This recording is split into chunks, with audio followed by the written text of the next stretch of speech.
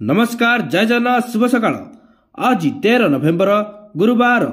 आज दिनर किछि गुरुत्वपूर्ण खबर उपरे आसंतु नजर पकाइबा। वीडियो भल लागले छोट लाइक टे करिदेबे। असला प्रथम खबर, जापान और ओडिशा भितरे बढ़ुची संपर्क। ओडिशार युवा वर्गଙ୍କ ପାଇଁ रोजगारର पथ देखाउछि जापान। ଏହା ସହ ओडिशा विकासରେ भी सहयोगର हात बढाइब जापान सरकार। एने आरंभ होइछि खसडा। योजना को वास्तव रूप देबा पई ओडिशा आसीछंती जापान सरकार रो सांसद और विधायक माने। जापान रे ओडिया को मिलिबो नियुक्ति सुजोग। जापान सरकार देबे रोजगार। केवल एतिकी नुहे, ओडिशा रे भी नुआ शिल्प स्थापन करिबे जापान सरकार।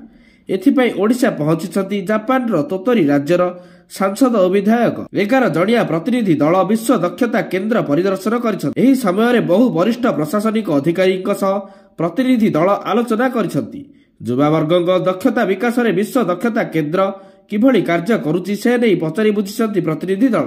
परवर्ती खबर, भारतर प्रसिद्ध तीर्थस्थल मध्यरु गोटी होछि तिरुपति मंदिर, जेउठारे प्रतिदिन लक्ष लक्ष संख्यारे श्रद्धालु दर्शन करबाकू आसिथा। मंदिर को आसुथिबा श्रद्धालुଙ୍କ प्रसाद रूपे लड्डू भोग दिया जायथाय। किंतु गत वर्ष ही लड्डू को नै जांच करा जायथिला, जेउथिरे व्यवहृत होउथिबा घियो गोरु चर्बीरु प्रस्तुत होइथिबा जडा पडिछि। एही मामला सेतेबेले एते गंभीर हला जे कथा जाई पड़िथिला सुप्रीम कोर्ट को काल। सर्वोच्च न्यायालय ए नै केस मध्य करा जायथिला। वर्तमान एही केस रे 50 लाख टंकार लेनदेन मामला सामना को आसीछि। जांच रिपोर्ट रे जडा पडिछि जे तिरुमाला तिरुपति देवस्थानम को घियो सप्लाई मामला रे एही बड़ धरणर गड़बड़ होइछि। रिपोर्ट रू जडा पडिछि जे एही 50 लाख टंका होछि मंदिर ट्रस्ट रो चेयरमैन बाइबी सुधा रेड्डी को सहायक चिन्नू पोल्ला को एही टंका दिया जायथिला। बाइबी रेड्डी सेतेबेले लोकसभा सांसद थिले और वर्तमान से राज्यसभा सांसद अछंती। परवर्ती खबर, दिल्ली रे जड़े संदिग्ध आतंकवादी लाल फोर्ड इको स्पोर्ट्स कार रे बुलुथिबार देखाजिबारु सुरक्षा एजेंसी गुड़िक सतर्क सूचना जारी करिसंती। आतंकवादी आक्रमण पर सुरक्षा एजेंसी गुड़िक से द्वितीय संदिग्ध कार को खोजिबा आरंभ करिसंती। शेषरे आतंकी लाल रंगर कार धरा पड़िछि। फरीदाबाद रु मिलिछि आतंकी लाल रंगर कार। इकोस्पोर्ट DL10CK0458 नंबर थिबा कार जबत होइछि। जबत कार सह संदिग्ध डॉक्टर उमर उन नाबी को लिंक थिबा सूचना मिलिछि। वर्ती खबर, दिल्ली विस्फोरण को नहीं पुलिस हाथ में लागिछि बड़ सुराग। सहारनपुर एवं फरीदाबाद रु गिरफ होइथिबा दुई आतंकी को नहीं बड़ खुलासा करिछि। सहारनपुर एवं फरीदाबाद रु गिरफ होइथिबा दुई आतंकी को नहीं बड़ खुलासा करिछि तदंतकारी दल। सूचना अनुसार आदिल अहमद एवं मुजाबिल आतंकवादी संगठन जैश ए मोहम्मद पर काम करुथिले एवं आतंकवादी मसूद अजहर को भाई मौलाना अमार अलवी ओरफ मोहिउद्दीन अमलागिरी सहारनपुर फरीदाबाद जैश मजुल मास्टरमाइंड होई पारती। आतंकवादी अमार आलिभिर जड़े हैंडल रही डाक्टर मानक सह जोगाजोग करथिले। परवर्ती खबर, एसआई चाकरी अनियमितता मामला रे सीबीआई पशिबा परे बड़ बड़िया छाती रे छनका पशिछि।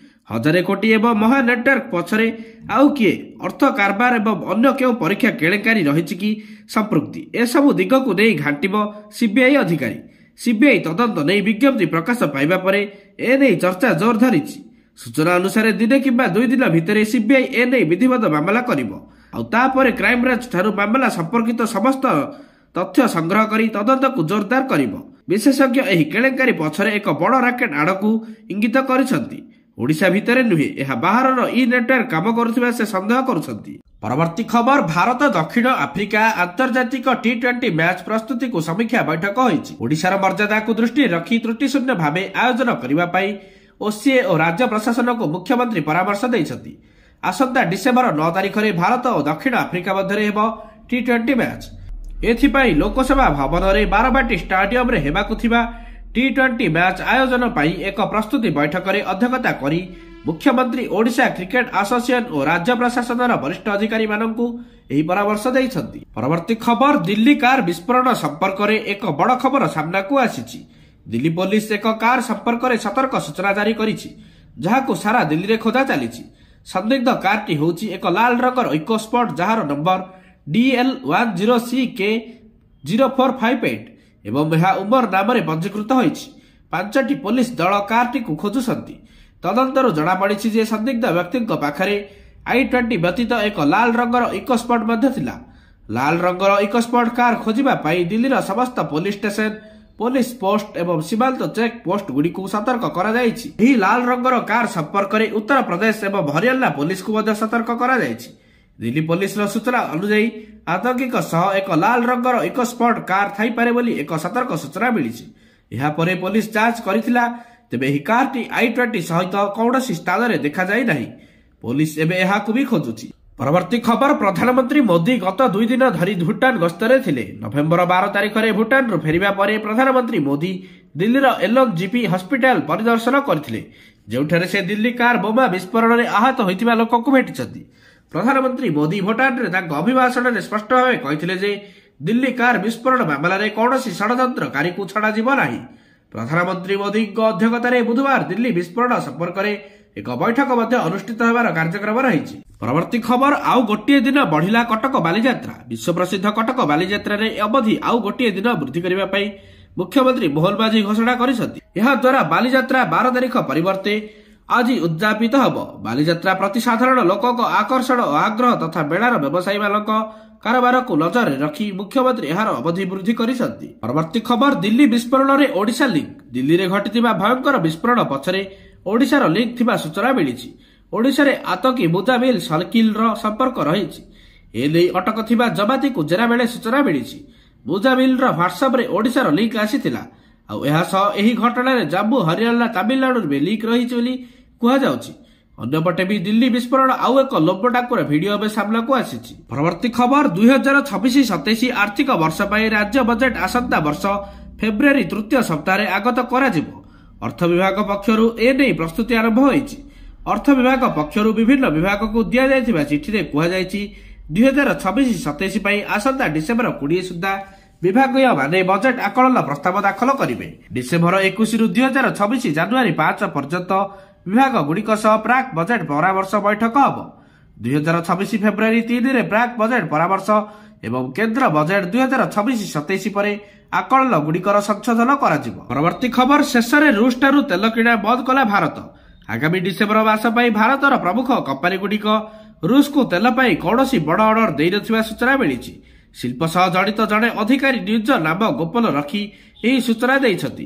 ପ୍ରତି ମାସର 10 ତାରିଖ ସୁଦ୍ଧା ପରବର୍ତ୍ତୀ ମାସରେ ତେଲ କିଣିବା ପାଇଁ ଅର୍ଡର ଦେଇଥାନ୍ତି କମ୍ପାନୀ ଗୁଡିକ, କିନ୍ତୁ ଚଳିତ ନଭେମ୍ବର ମାସରେ ତାହା ହୋଇନାହିଁ। ଦୀର୍ଘ ଦିନ ଧରି ରୁଷଠାରୁ ତେଲ ନ କିଣିବା ପାଇଁ ଭାରତ ଉପରେ ଚାପ ପକାଇ ଆସୁଥିଲା ଆମେରିକା। ଭାରତ ତେଲ କିଣି ରୁଷ ୟୁକ୍ରେନ ଯୁଦ୍ଧ ପାଇଁ ପାଣ୍ଠି ଯୋଗାଉଥିବା ଖୋଲା ଅଭିଯୋଗ କରିଥିଲେ ଆମେରିକା ରାଷ୍ଟ୍ରପତି। ଏହାପରେ ଭାରତ ଉପରେ 25% ଅଧିକ ଶୁଳ୍କ ମଧ୍ୟ ଲଗାଇଥିଲେ।